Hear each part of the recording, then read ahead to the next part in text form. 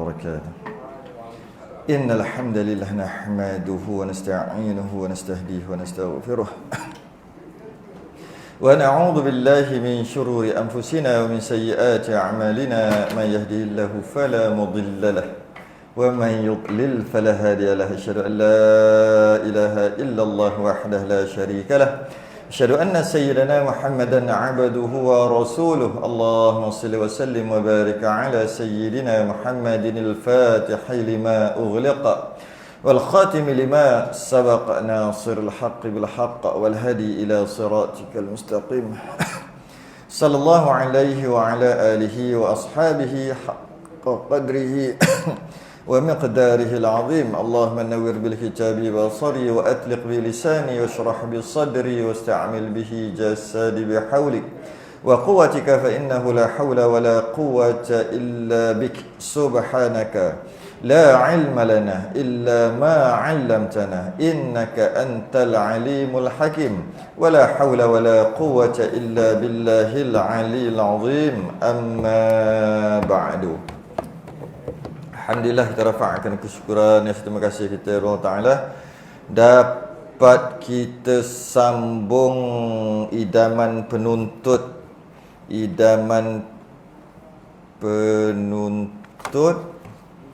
jilid 1 Rumi muka surat 92.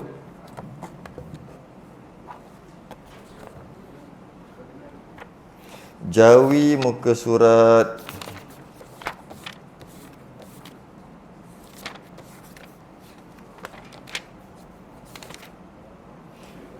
181. Jawi 181. Jawi 181, Rumi 92. Jawi 181, Rumi 92. Kita membahaskan berkaitan dengan aqiqah. Sambungan aqiqah yang mana kita bahas sebelum ni berkaitan dengan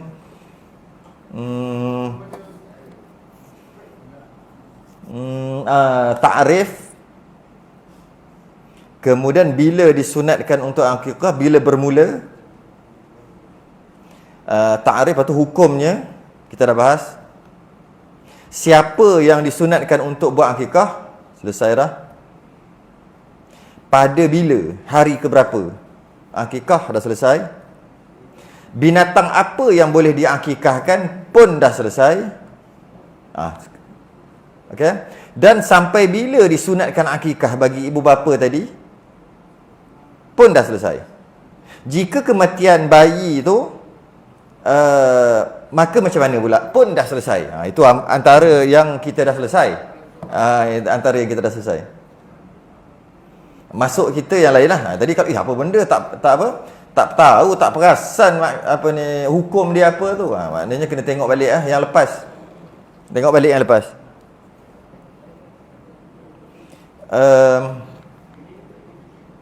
Semua tu kita dah selesai. Qala al-musannif rahimahullahu ta'ala wa nafa'ana wa iyyakum bi'ulumihi fid darain. Amin ya rabbal alamin. Terkadang-kadang akikah ini boleh jadi wajib. Kadang-kadang dia boleh jadi wajib akikah ni. Bukan mesti, tapi kadang-kadang dia boleh jadi wajib. Macam mana dia nak jadi wajib? Apabila dinazarkan. Bila nazar jadi wajib lah. Seperti dikatanya, kerana Allah atasku wajib membuat akikah untuk anak ini. Dia kata gitu. Dia kata wajib atas aku untuk buat akikah anak ni. Anak tu anak dia lah. Wajib atas aku.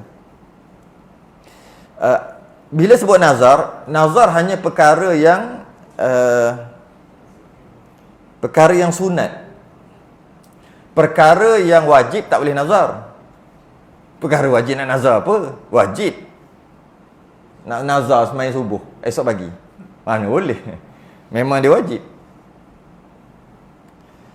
Begitu juga nazar tak boleh perkara haram. Kena minum arak esok sebab dah nazar. Tak boleh, sebab benda haram. Macam tu juga benda makruh pun tak boleh juga nazar. Tak sah nazar dengan dengan perkara makruh. Begitu juga dengan perkara harus. Pun tak sah juga nazar. Perkara harus, botak kepala. Sunat ke botak kepala? Yang sunat botak kepala ketika tahlul je. Selain daripada tu tak sunat botak kepala. Dia kata kalau boleh kerja ke, lulu periksa ke, apa-apalah. Ada kumpulan dia, bola dia menang ke apa, nak botak kepala. Tak jadi nazar. Aku bernazar pun tak jadi nazar. Sebab perkara harus mana boleh. Nazar kalau berlaku perkara tertentu ni, dapat kerja ke apa tadi, dia nak jalan kaki 20 km. Apa hukum jalan kaki? Harus. Maka tak jadi nazar. Nazar hanya perkara sunat saja. Perkara wajib tak boleh, perkara haram tak boleh, perkara makruh tak boleh, perkara harus pun tak boleh. Hanya perkara sunat sahaja nazar. Bila perkara sunat dinazarkan, dia jadi wajib. Nak nazar semayang duha, boleh tak? Boleh lah. Duha wajib. Nak nazar semayang maghrib apa? Tapi nak nazar semayang maghrib berjemaah. Wajib jadi.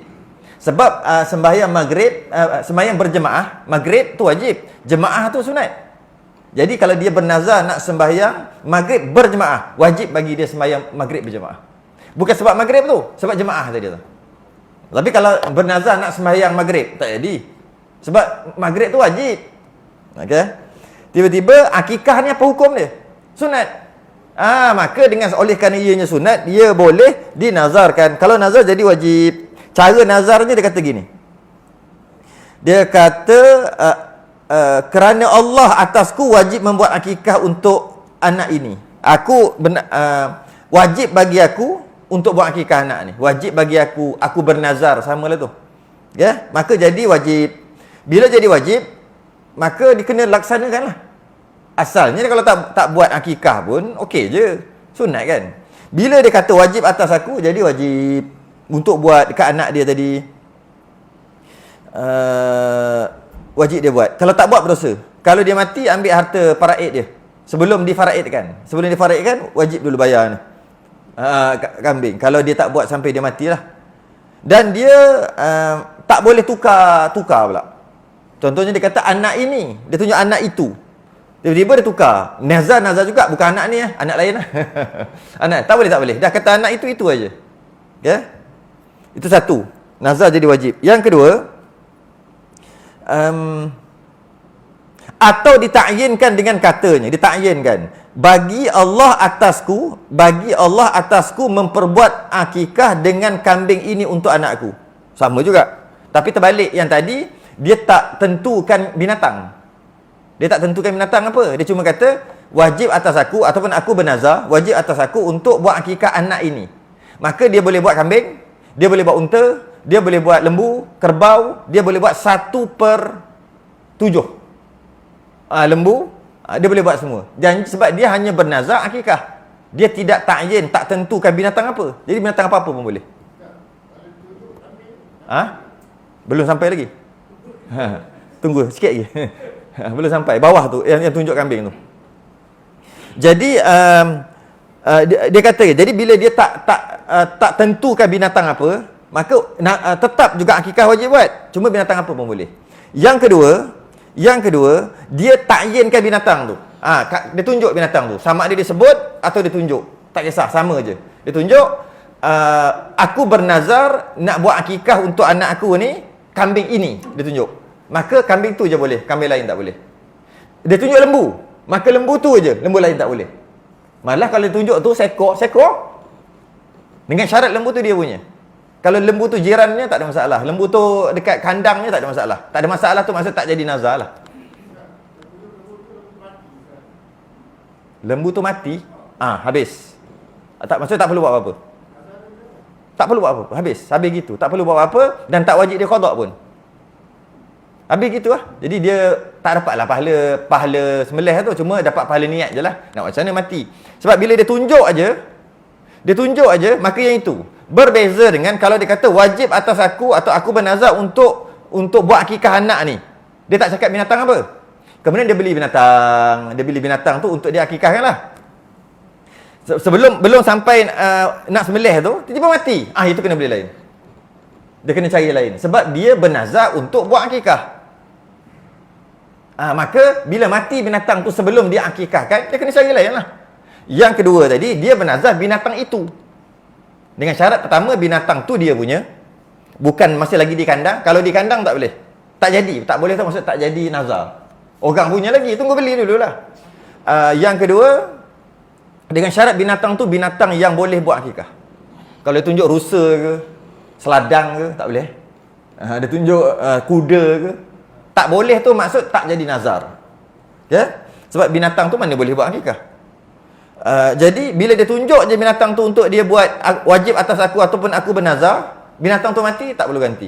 Tapi kalau secara umum wajib atas aku ataupun aku bernazar untuk akikah anak aku ni, akikah dengan anak aku, dia tak sebut binatang apa, jika mati sebelum dia akikahkan, wajib ganti. Ada satu lagi. Pendeknya, dengan ditunjukkan kambing ini untuk akikah, jadi wajiblah ia. Ini yang ketiga. Yang ketiga, dia panggil ta'yin. Ini kalau orang bahas bab korban, dia sama je. Sebenarnya akikah dengan korban ni sama je dari sudut hukum hakam. Dia ta'yin kan, maksudnya dia kata macam mana? Dia ada binatang, dia ada kambing. Dia kata, kambing ni nak buat akikah. Tu je. Dia tunjuk kambing tu. Kambing tu nak buat akikah. Anak dia baru lahir. Kambing tu nak buat akikah. Automatik jadi nazar walaupun dia tak niat nazar. Automatik jadi. Dia panggil ta'yin. Nazar yang terjadi tanpa disedari, tanpa diniat. Dia tak jadi nazar. Hukum macam nazar. Kalau nazar dia kena sebut wajib atas aku. Kalau nazar dia kena sebut aku bernazar. Ini dia tak sebut aku bernazar. Dia kata kambing ni nak buat akikah. Kambing ni aku nak buat akikah ni. Anak aku. Kambing ni aku nak buat akikah untuk anak aku. Kambing tu dia punya. Maka automatik jadi wajib. Dia panggil hukum nazar ada dekat dia walaupun dia tak niat nazar. Dia sebenarnya sama macam lembu tu. Dia ada lembu dia sama macam hukum korban. Dia ada lembu, dia agak lembu. Orang tanya, besar dah lembu kau? Besar dah. Adalah 7-8 ekor. Nak buat apa ni? Yang ni nak buat korban. Nak buat korban tapi belum masuk lagi. Nantilah raya haji, nantilah aku nak buat korban. Automatik hukum jadi nazar. Maka dia wajib buat, tak boleh tukar dah. Walaupun asalnya dia nak kena buat tu kerana sunat. Nak buat yang sunat, tapi dia sebut kat mulut. Dia tak sebut dekat mulut sunat. Dia sebut nak buat korban sahaja. Maka automatik hukum tu seperti nazar walaupun dia bukan bermaksud nak nazar. Ini saya ambil pendapat yang original dulu. Sekejap lagi kita tengok contemporary punya. Itu korban. Habis kalau kita dah tunjuk yang dekat kandang, tak boleh. Itu bukan kita punya. Tak jadi. Yang kita tunjuk dekat masjid-masjid yang duk ikat sehari 2 hari tu sebelum, itu kita dah bagi kuasa dekat AJK, urus dia. Mana boleh? Memanglah kita punya milik kita, tapi kita dah bagi kuasa dekat urus dia. Tak jadi juga. Itulah ayah punya korban. Tak jadi. Walaupun memang itu dia punya korban. Tapi sebab apa? Dia dah serahkan segala-galanya kat urus dia. Maka dia tak ada kuasa. Dia minta balik, saya nak balik, tak jadi lah. Urus dia, saya nak buat sendiri. Bagi balik lembu kat dia, dia tunjuk sekali lagi, ni adalah korban ayah yang ayah nak buat. Cakap kat anak dia, maka automatik jadi hukum nazar, walaupun dia bukan niat nazar. Macam mana nak elak? 2 cara. Yang pertama sebut sunat, yang kedua sebut insya-Allah. Dalam satu ayat. Ini yang aku nak buat korban sunat, habis. Tak jadi nazar. Sebut sunat. Yang kedua, ni kambing ni lembu ni nak buat korban insya-Allah, tak jadi. Ada 2 je. Untuk tak nak jadikan dia hukum nazar walaupun bukan dia niat nazar. Okey? Macam tu juga akikah. Dia dah beli kambing, dia memang ada dia memang ada lembu kambing, dia beli awal-awal 2-3 hari, dia nak sembelih sendiri, dia nak masak sendiri untuk buat akikah. Orang kata, bela lembu pula, bela kambing pula ke? Letak depan rumah. Mana boleh bela kambing dekat rumah teres? Contohlah kan, nak borak kan. Dia kata, kambing ni tu aku tak nampak tu. Bini aku nak meletup dah tu. Ni. Nak buat akikah. Bukan dah meletup dah tu. Tu nampak duk pantang tu 2-3 hari. Nak buat akikah lah ini. Beli awal sikit. Budak-budak nak tengok tak aja tengok kambing. Anak-anak dia yang lain lah. Jadi habis tu nak buat apa ni? Nak buat akikah anak tu. Untuk anak tu. Dia tak sebut sunat. Automatik. Jadi hukum nazar maka wajib dia buat juga. Asalnya sunat jadi wajib. Soalannya Apa masalah jadi sunat jadi wajib? Biarlah tetap nak sembelih juga kan. Ada beza. Jika ianya jadi wajib ataupun jadi nazar ataupun jadi hukum nazar walaupun dia tak nazar tadi, dia tak boleh makan walaupun sedikit. Dan tanggungan dia juga tak boleh makan. Dia tak boleh makan, tanggungan dia pun tak boleh makan. Kalau sunat, dia boleh makan, siapa-siapa pun boleh makan. Tu je beza dia. Jadi kalau dah terbuat gitu, caranya macam mana? Bagi je lah kat orang semua. Habis kita nak makan juga, beli lah kambing lain 2-3 kilo. Masa? Kadang-kadang Allah serabut lah rasanya. Macam habis lah, dah tercakap dah, habis lah, semua nak kena bagi. Lah, pergi je lah beli lain. Apa masalahnya? Allah habis lah kena bagi orang. Lah, nak sedekah kan? Syukur dapat anak, bagilah semua. Apa benda? Dia punya cara, dia punya kelang kabut tu, Allah dah tersebut. Baru mengaji, oh tak boleh rupanya. Habis tak boleh makan apalah, tak boleh makan. Memang masak, tak boleh makan. Memang tak boleh makan. Sikit pun tak boleh makan. Habis anak-anak aku tak boleh makan, habis lah. Habis apa? Bagi je lah kat orang. Dapat pahala lebih sikit. Habis kita nak makan apa? Beli je kalau nak makan sangat. Beli pasar. 2-3 kilo masak untuk kita. Tak pun makan ayam je lah. Hari-hari dah makan lamb chop. Risau apa macam tu je lah maksudnya. Okey, itu dalam kitab kita dan kebanyakan pendapat-pendapat dalam kitab-kitab Taurat yang terdahulu semua macam tu. Tapi ada pendapat juga contemporary. Contemporary ni barulah. Bahawasanya dia kata tak jadi nazar, tak jadi hukum nazar tadi sebab dia bukan dia kata aku bukan nak nazar, aku nak beritahu. Orang tanya, aku bagi tahulah ini untuk buat akikah. Aku bukan berkata aku kambing ini aku bernazar untuk buat akikah. Bukan. Macam tu juga lembu tadi, buat korban pun sama. Dia nak bagi tahu aja. Tujuannya nak bagi tahu aja, bukannya nak nazar kan. Tiba-tiba jadi nazar macam mana? Maka tak jadi nazar. Itu pendapat contemporary. Bila sebut contemporary, lebih kurang dalam 30 tahun, 40 tahun ataupun 50 tahun lepas. Yang kita dulu-dulu, ratus-ratus tahun dulu, semua kata tak boleh lah. Contemporary boleh. Kalau kita tengok dalam fatwa-fatwa mufti pun, mungkin nak kata boleh. Boleh makan juga. Sebab dia panggil nak beritahu, nak khabarkan, nak bercerita. Bukan niat nak nazarkan. Kerana apa jadi macam ni? Kerana bahasa Arab. Kerana masalah bahasa Arab diterjemahkan kepada bahasa Melayu. Yang kata yang contemporary ni, kenapa kata dia tak jadi nazar lah? Dia tak jadi nazar. Sebab apa tak jadi nazar? Sebab dia bukan nak nazar kan? Kenapa jadi juga? Habis kenapa ulama terdahulu dalam kitab-kitab beratus tahun dahulu semua kata jadi nazar ataupun jadi hukum nazar tadi? Kerana perkataan bahasa Arab dalam kitab-kitab dia tulis ja'altuha udhiyatan. Bila guna perkataan ja'altuha, ja'altuha aku jadikan. Itu maksud ja'altuha. Bila sebut ja'altuha aku jadikan, orang Arab dia tak ada maksud lain, maksud nazar. Kita Melayu bila aku jadikan, aku buat, bukan maksud nazar kan? Jadi situ. Jadi orang Arab bila sebut ja'altuha je, maksudnya aku jadikan ja'altuha akikah. Aku jadikan binatang ini akikah. Automatik dengan masuk nazar. Perkataan ja'altuha. Sedangkan kalau kita tengok kamus, ja'altuha tu aku jadikan aja, tak ada sebut nazar pun. Tapi kalau orang Arab memang style dia gitu. Bila sebut ja'altuha, dia akan dengan maksud nak masuk wajib atas aku, maksud tu. Walaupun tak ada perkataan itu. Tapi orang Melayu adakah cakap gitu?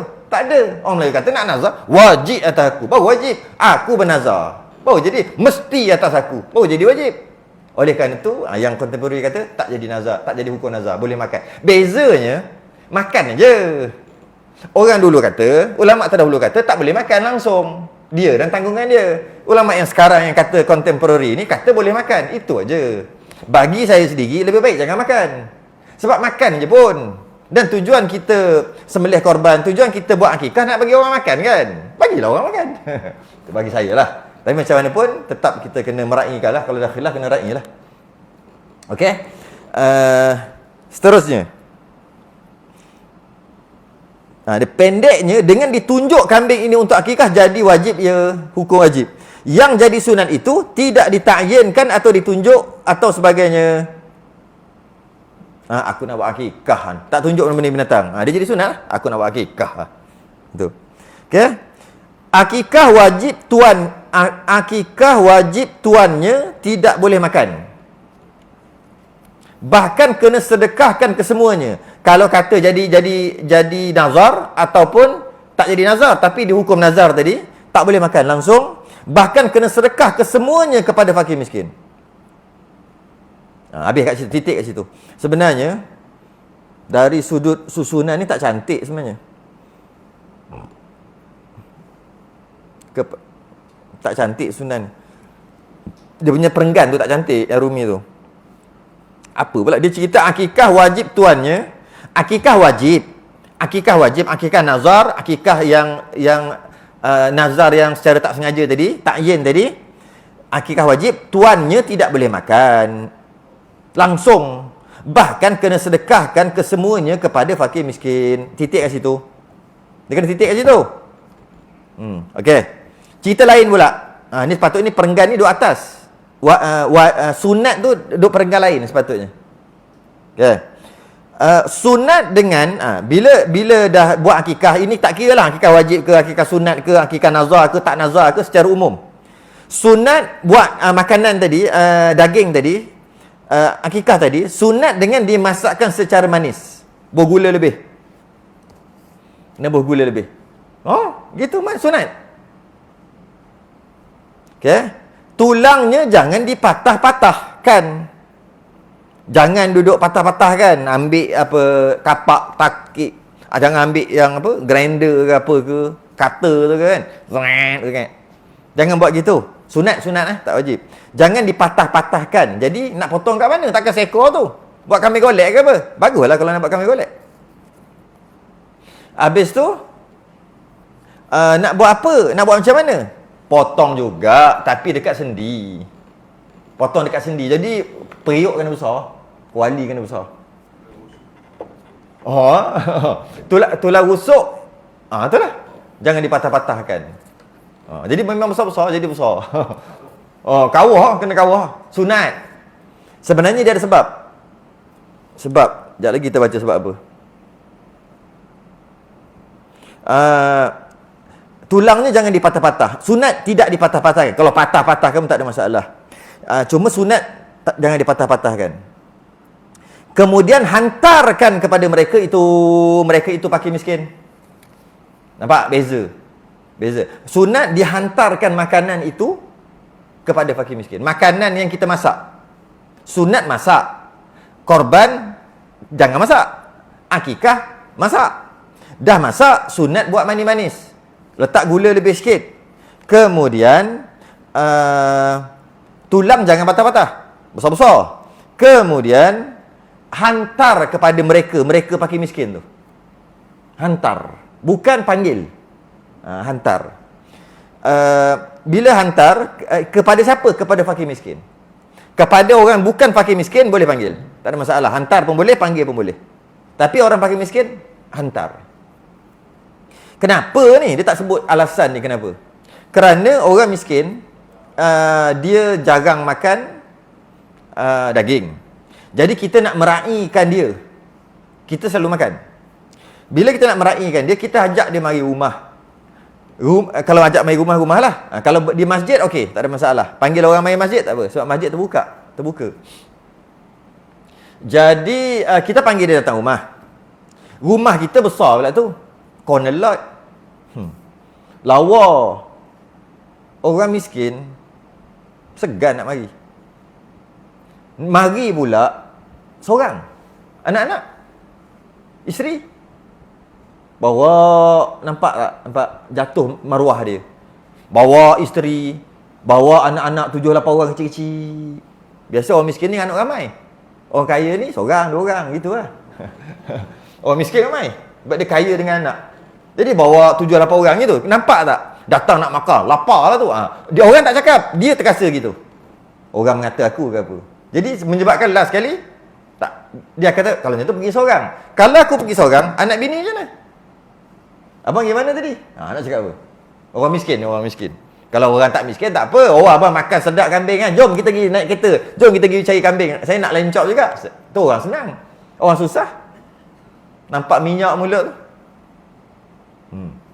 Nanyalah kat anak bini dia. Jadi macam mana? Hantar di rumah. Itu yang terbaik. Orang miskin Kalau orang bukan miskin, tak kisah. Hantar pun boleh, panggil pun boleh. Sebenarnya akikah dan korban diraihkan untuk orang miskin. Bukan diraihkan untuk orang yang tak miskin.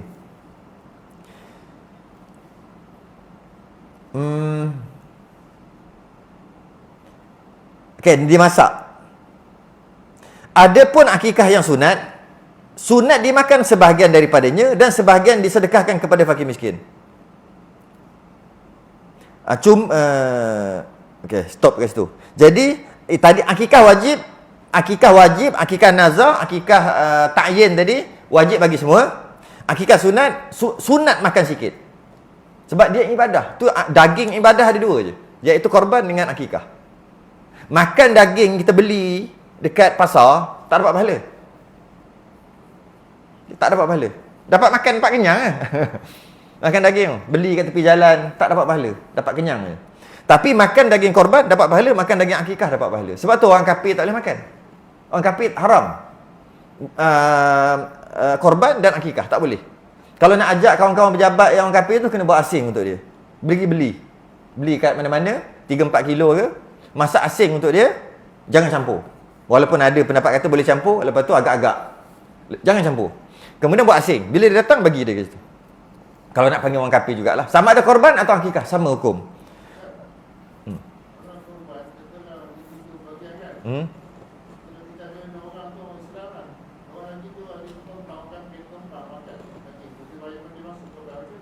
Boleh? Itu kita dah bahas dah bulan lepas. Muka surat sebelum. Dah bahas dah sebelum ni. Boleh? Dalam masa satu ekor tu, 2 korban, katalah bulan korban ni kan. 2 korban, 2 bahagian korban, 2/7 korban, 2/7 lagi akikah, 2/7 orang nak beli saja, 1/7 lagi untuk orang kafir nak beli, untuk dia punya pasal lah, dia bayar. Maka korban dapat korban, akikah jadi akikah, orang yang nak beli tu jadi nak jual balik ke, nak beli, nak jual kat pasar ke, punya pasal lah. Nak buat kenduri ke, tak ada kisah. Setiap bahagian berbeza, lain-lain cerita. Kita dah bahas bab udhiyah, muka surat sebelah bulan lepas, bab tu.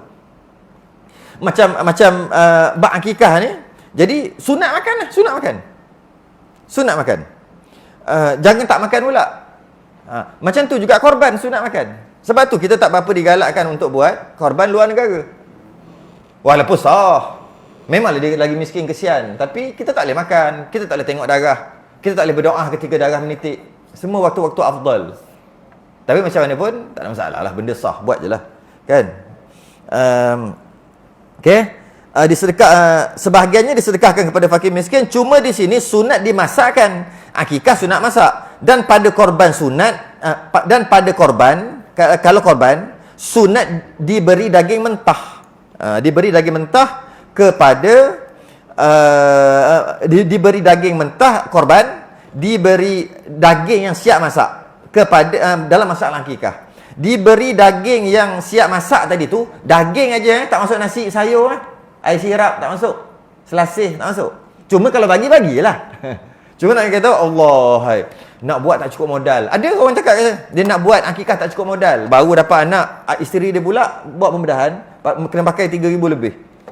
Tiba-tiba nak buat akikah hari ke-7. Tunggulah setahun 2 dia kata kumpul duit. Jangan buat hari ke-7. Tak cukup modal dia cakap. Cuba bayangkan, ada kira kan? Nak ajak berapa kambing seekor. Tu beli kambing yang 400 tu, kambing apa yang ada? Kat mana? Kan ada kat sini, apa nama kambing tu? Baru ni secara wasih beli kat mana? Beli 6 ekor kan? 6 ekor secara wasih beli semalam kan?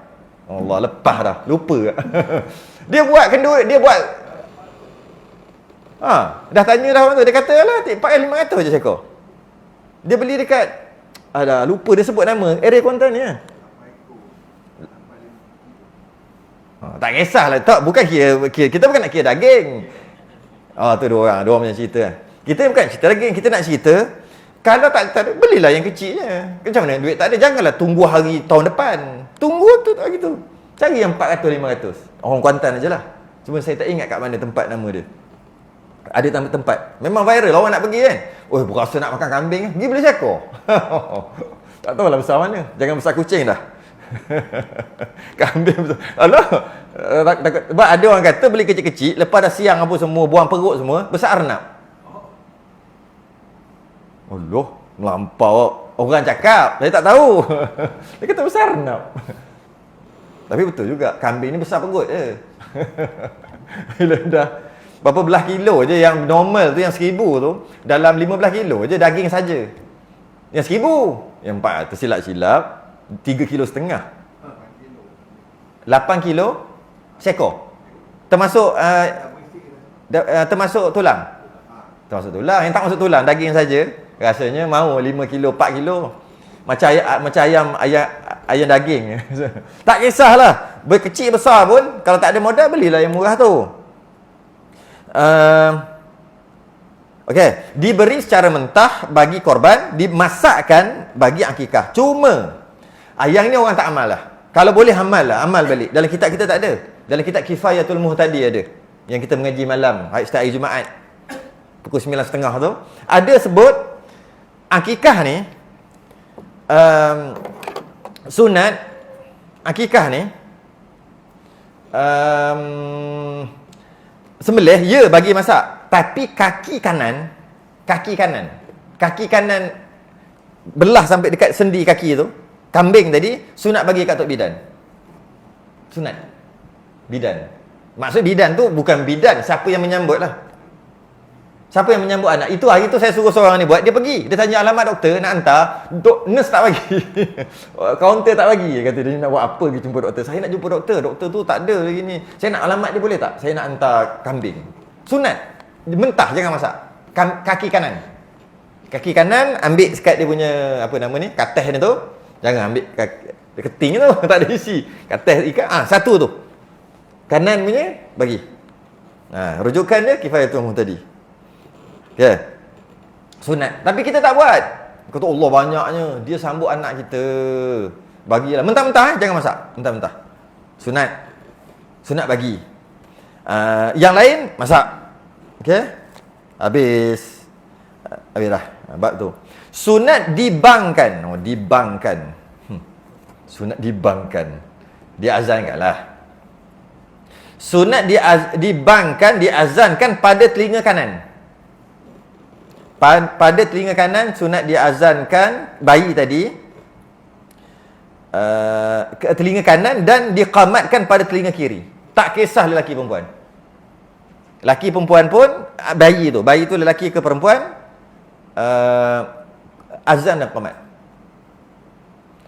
Kat sini yang silap faham. Dulu ada orang silap faham. Perempuan qamat, lelaki azan. Silap faham. Bayi lelaki dia macam ni. Sama ada nak qamat, nak azan dan qamat, ataupun azan saja. Memang ada pun. Azan dan qamat ataupun qamat saja. Bergantung kepada jantina orang dewasa tu. Orang dewasa yang nak sambut anak, lepas tu dapat anak, dia nak azan kan? Siapa nak azankan dia? Jantina tu. Bukan tengok jantina anak. Jantina anak, laki ke perempuan, sama je. Azan dan qamat. Azan telinga kanan, qamat telinga kiri. Sekarang ni, nak azan dengan qamat ke nak qamat saja? Tengok orang tu. Kalau ayah dia, maknanya laki lah. Azan dan qamat. Kalau mak dia, qamat saja. Bukan masalah mak, masalah perempuan. Kalau tak ada orang lelaki, yang ada nurse saja, takkan nurse nak biar. Qamat saja. Tak ada azan. Sebab orang perempuan tak ada azan baginya. Kalau ada datuk dia lelaki datuk dia, maka azan dan qamat. Jadi dalam kitab tulis betul dah. Yang perlu ditilik adalah orang yang nak melaungkan tadi tu. Jika dia tu lelaki, azan dan qamat. Jika dia tu perempuan, qamat saja. Tapi salah faham. Salah faham kat mana? Salah buat kembalikan dhamir tu. Nya tu dia kembalikan kepada bayi. Kalau bayi perempuan, qamat. Kalau bayi lelaki, azan. Bukan. Tengok tu. Kadang-kadang lelaki tak ada. Semua perempuan. Doktor pun perempuan. Takkan nak biar anak tu. Sian. Malah kalau anak tu kafir sekalipun, kalau mak dia bagi. Sebab bayi mana ada kafir? Ada bayi kafir? Mana ada? Ada tak budak umur 7 tahun kafir? Mana ada? Ada tak budak umur 9 tahun kafir? Mungkin ada kalau dia balik dah. Sebab 9 tahun dah boleh mula balik. 8 tahun mana ada budak kafir? Walaupun mak bapak dia kafir. Tu mak bapak dia kafir. Dia tak kafir. Bila balik baru ada kafir ataupun beriman. Jadi bayi tu mana ada? Bayi tu bayi kafir. Mana ada? Bayi kafir mana ada? Habis tu bayi tu bayi fitrah. Dilahir-lahirkan dalam keadaan fitrah. Jadi kalau anak azan dan qomat, azan dan qomat. Cuma kalau dia bagilah, jangan bergaduh pula. Mana boleh anak orang kan. Cuma kalau katakanlah kan. Sunat walaupun orang kafir sekalipun. Walaupun bukan orang kafir, bayi yang mana ibu bapanya kafir sekalipun. Sunat tetap sunat. Okey? Bila nak azan dan qomat tadi tu? Dia qomat pada telinga kiri. Sebaik sahaja ia lahir. Lepas-lepas lahir terus. Kenapa lepas-lepas lahir terus? Kenapa? Tunggulah kejap. 2-3 jam lagi, 2-3 hari lagi. Kenapa terus? Supaya didengarnya nama Allah sebelum mendengar percakapan yang lain. Ni saya perhati sendiri.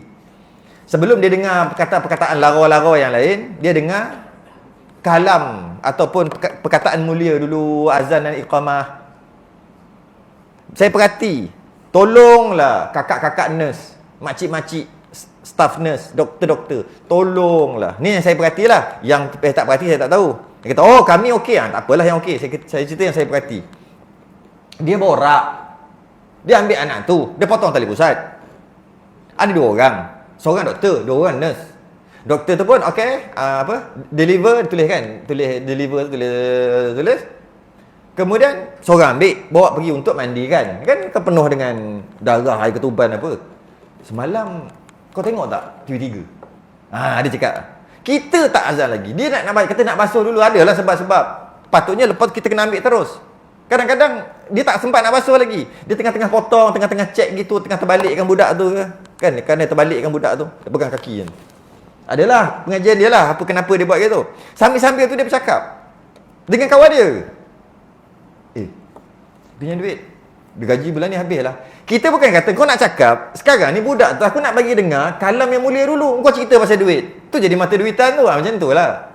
Kau cerita drama, kau tengok tak semalam drama Korea, itu besar-besar tu tengok Korea tu. Macam tu lah. Jadi duduk diam dulu. Lepas ayah dia ke siapa-siapa azan, lepas tu cakap puas-puas. Tu tujuan dia.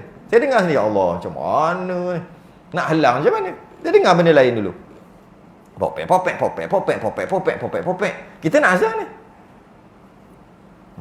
Akhir sekali dengar macam-macam dulu, barulah dengar. Nak biar dia dengar kalam yang mulia dulu. Sebelum mendengar percakapan yang lain. Dan dibacakan surah Alam Nashrah pada telinga kanan. Sunat baca Alam Nashrah. Lepas azan, Alam Nashrah laka sadrak. Sampai habis. Dan surah Inna Anzalna pada telinga sebelah kiri. Baca. Bukan susah pun. Okay? Menurut pendapat ulama, bahawa budak itu dijauhi daripada berzina bila besar kelak. Ni petua. Bukan garanti. Garanti tak. Petua. Jadi kita kena amalkanlah, tambah-tambah zaman sekarang ni, zaman bahaya ni. Yang mana nak dapat anak, yang mana dah tak boleh dapat anak tu dengar sajalah. Masih lagi yang nak dapat anak. Jadi baca. Takut budak tu jadi apa-apa pula besar-besar nanti. Jadi kita azan tu, sekejap lagi kita sambung sikit lagi.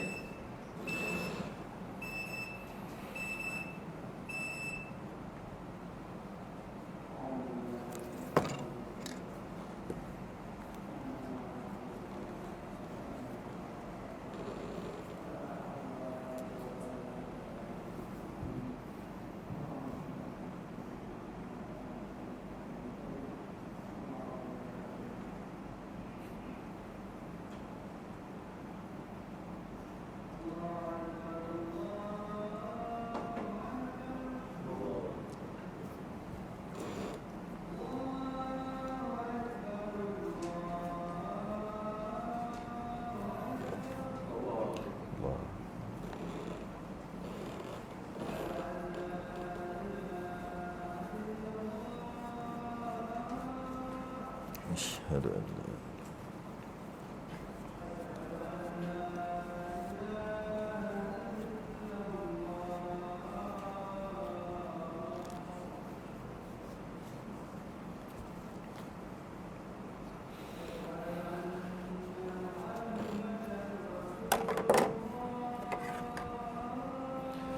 Asyhadu anna Muhammadar Rasulullah.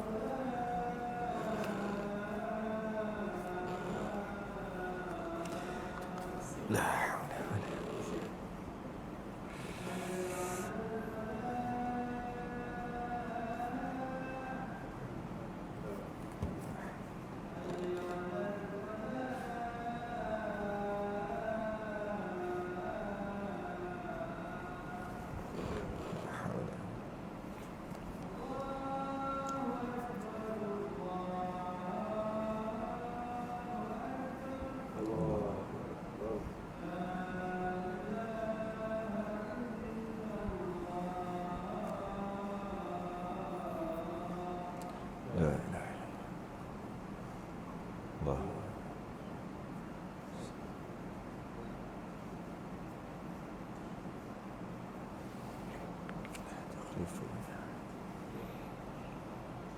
Baik. Jadi baca alam nashrah telinga kanan, inna anzalna pada telinga sebelah kiri. Kenapa baca inna anzalna alam nashrah? Kalau kita tengok maknanya, nak bagi tahu Quran dah turun. Sebab kita di alam zuri kata. Kita sebelum ada alam syahadah ni, kita ada alam rahim 9 bulan. Maksimum 4 tahun, minimum 6 bulan. Dia panggil alam rahim. Kita duduk alam syahadah alam ni lah. Lepas ni alam kubur. Lepas tu alam akhirat, lepas alam kubur, alam mahsyar. Tapi sebelum ke belakang ni alam syahadah, ke belakang alam rahim, ke belakang lagi kita panggil alam roh, tapi sebenarnya yang tepatnya alam zuri kita. Kita yang orang Melayu panggil zuriat tu. Sebenarnya daripada alam zuri. Ketika sebelum kita duduk dekat alam rahim ibu, kita dah ada alam zuri. Memang dah ada. Di alam zuri inilah Allah panggil kita. Kita tak ingat. Kita kan mudah lupa. Malah nama kita pun manusia. Manusia tu berasal daripada perkataan nasya. Nasya tu lupa. Kita memang lupa. Masa tu Allah panggil kita. Tapi bukan alam ni lah, alam zuri. Macam mana kita nak fikir alam kubur nanti? Tak tahu juga kan. Alam mahsyar, tak tahu juga macam mana. Begitulah alam rahim, tak tahu juga macam mana pula kita duduk dalam perut ibu tu. Alam sebelum tu, alam zuri pun tak tahulah macam mana. Tapi kita duduk alam itu. Allah panggil kita, bukan kita lah, semualah. Semua benih-benih daripada Nabi Adam. Dia tanya, alastu bi rabbikum, adakah aku ni Tuhan kamu? Maka kita dah jawab. Kita tak ingat. Qalu bala syahidna. Ya, engkau Tuhan, kami bersaksi. Kemudian kita masuk alam rahim, kemudian kita masuk alam syahadah, kita lupa. Nak ingatkan dia, inna anzalnahu fi lailatul qadr. Sesungguhnya Quran tu telah turun pada malam al-qadar. Oh, ingat balik. Mudah-mudahan budak kecil tak ingat pun. Cuma nak bagi tahu dekat dia bahawasanya apa yang dijanjikan ni, jangan lupa. Dulu persaksian engkau dengan Tuhan kau bahawa engkau hamba, engkau mengaku sebagai hamba dan Allah sebagai Tuhan. Ingat, jangan lupa. Sebab tu inna anzalna dengan alam nashrah. Kemudian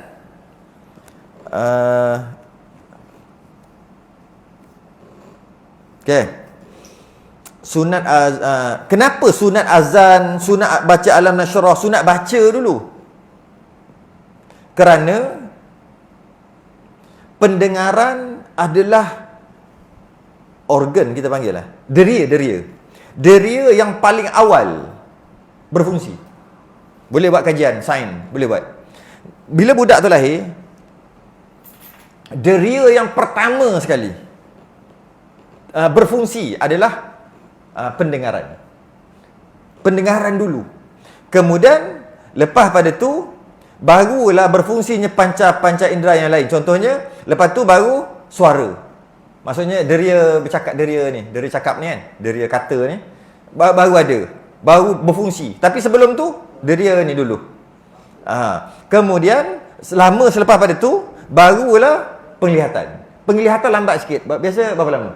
Setahun tak? Yang kita tengok, dia tengok kita. Dia dapat tangkap.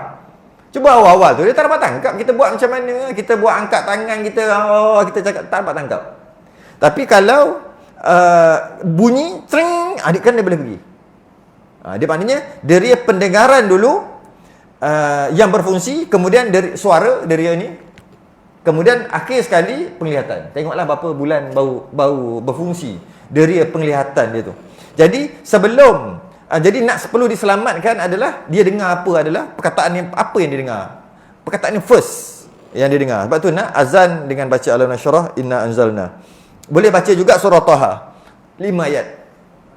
Taha ma anzalna 'alaikal Qur'ana litashqa illa tadhkiratan liman yakhsha tanzilan mimman khalaqal arda was samawati al-'ula ar-rahmanu 'alal 'arsy istawa. Tiup kat ubun.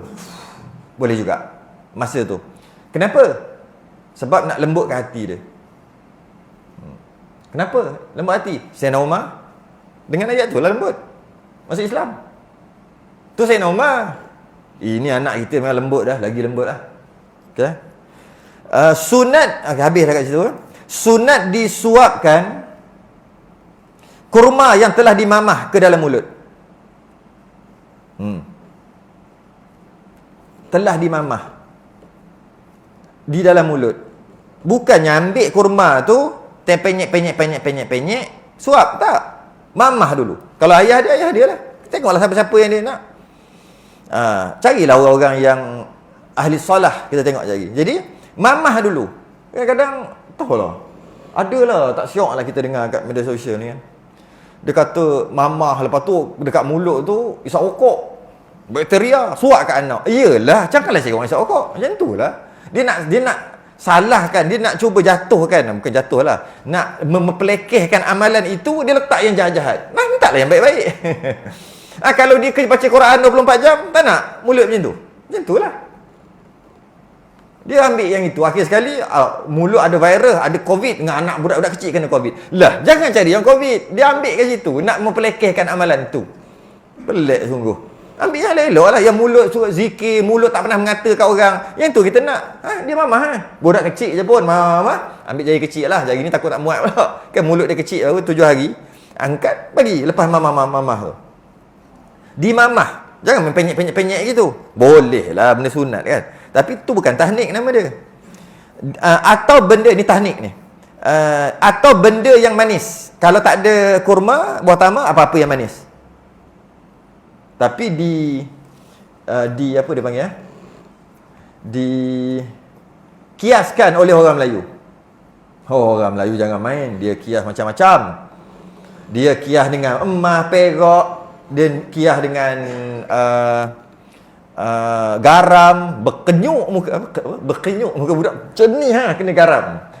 Garam, gula, asam, lepas tu cincin emas ataupun cincin perak. Tak salah. Yang penting tahulah sebab apa buat. Dia panggil tabarruk. Asalnya dengan tamar. Kemudian dah selain pada tamar, kias kepada manis tu manis. Lepas tu, kalau manis sebab apa? Apa tujuannya? Apa tujuan bagi manis? Supaya ambil tabarruk ataupun tafaul budak tu nanti, benda manis ni bagus. Dan keluar kat mulut dia, manis-manis. Perkataan tu. Panggil tafaul atau tabarruk. Ambil sempena. Bukan garanti. Tak garanti pun. Tak naklah budak tu nanti mencarut. Jadi letak yang manis-manis kat dia. Ya. Macam tu juga bagi buah kurma. Tafaul dia bagi buah kurma, buah tamak adalah buah yang disebut dalam Quran. Mudah-mudahan keberkatan buah kurma tadi, yang mana buah yang antara buah yang disebut dalam Quran, maka bagi yang dia dulu, yang tu dulu. Kemudian orang Melayu dia kias lah. Dia kias air zam-zam. Baguslah.